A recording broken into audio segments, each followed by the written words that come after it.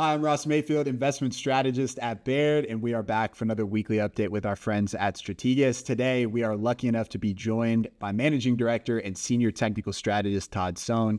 Todd, how are you doing today? Hey, Ross, I'm great. Always a pleasure to speak with you. Good to talk to you as well. A couple of timely things today to get to.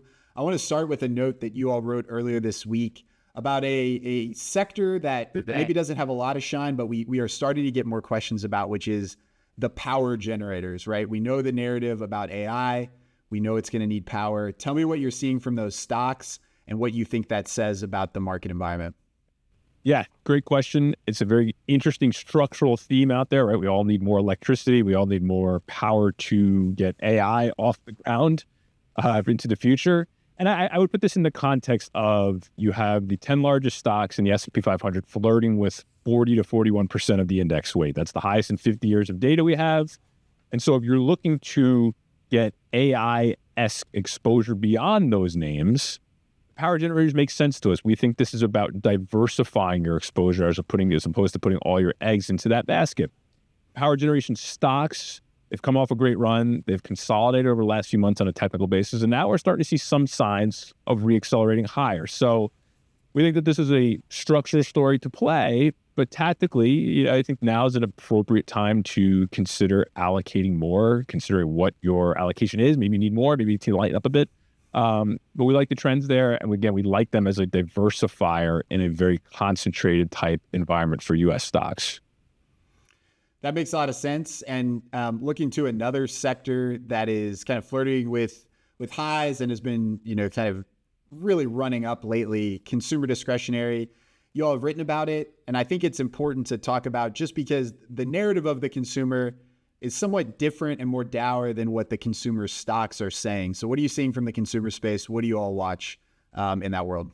Yeah, as much as the jobs market might have some cracks, as Don Rissmiller might put in it, the most important ratio we look at is consumer discretionary versus consumer staples. That's our market economist. That is still trending higher, a day off of a new high, nothing there. Consumer discretionary relative to the S&P is also accelerating. So what the economy is saying is not what is being reflected within the markets. Home building stocks have put in a low. Auto stocks are trying to also forge lows here, and I'm talking more traditional gas engine type names. There's some pretty good spots in retail.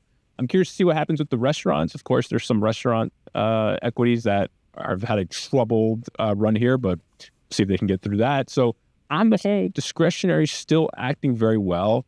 I would also point out that credit spreads for the broader equity market remain tight in their bottom decile, and that's also consistent with discretionary outperforming staples. So there's not much stress being exhibited from the broader consumer space, despite, again, what you see from the economic data. So we're okay with that. As long as we see discretionary in that top tier of our sector rankings, we're comfortable with what the market's message is on the economy.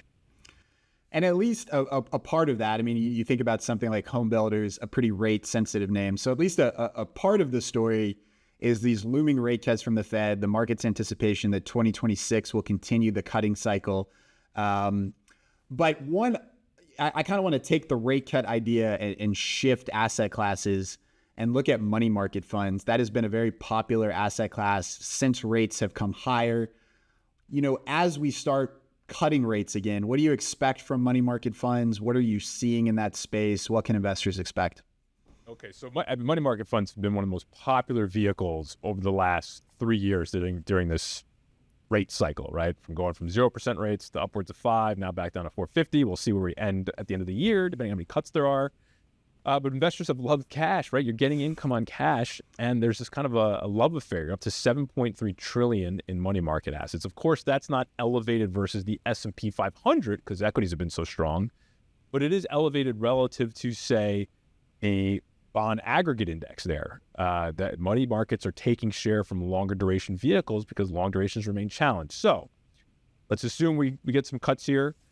What historically has happened is when you get money market yields downwards of, say, 3%, and we're not there yet, we still got a ways to go, that's when you start to see investors realize, hey, I'm not getting as much income after tax on these money markets, and you start to see money come out of the asset class and maybe go towards different types of credit quality or further out on the curve. So I would just be aware, if you've had this love for money market funds, your yield is going to decrease over the coming months.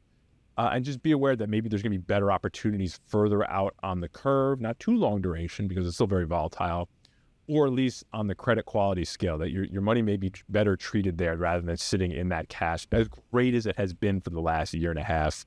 So I'm really curious to see that $7 trillion, if it starts to shake a little bit as we get more cuts down the line, at least that's our assumption, and where that starts to leak out into across the credit and duration curve.